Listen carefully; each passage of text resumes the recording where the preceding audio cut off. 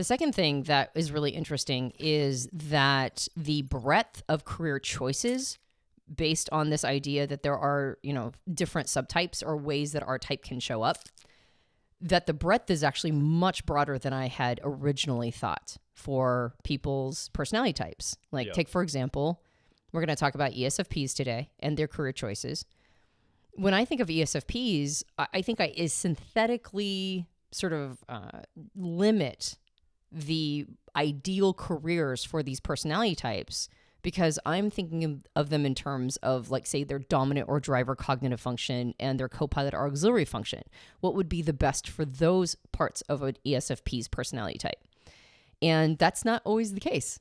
Yep. Right? Sometimes there are career choices or career fields that live outside of those first two functions that are actually very much in alignment with the individual. So in this particular episode, and in any episode we do around personality types and careers, we want to address this idea of subtypes because that's very influential in not only the career choices that we make, but also how those careers mold us to be slightly different expressions of our type.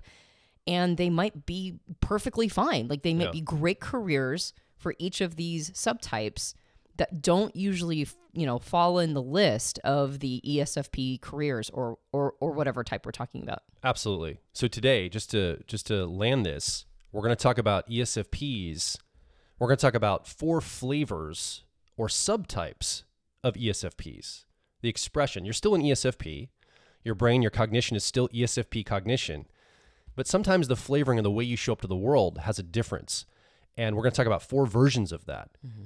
Before we get into that, let me just talk about, I did some general internet research, Antonia. This is highly calibrated research, just doing some internet searches. What did the internet say? So I just did some search just to get a sense of what the internets say are the top 10 career choices for ESFPs. And this is just a general list. This is anecdotal. It's not necessarily super depth researched or voted on or anything.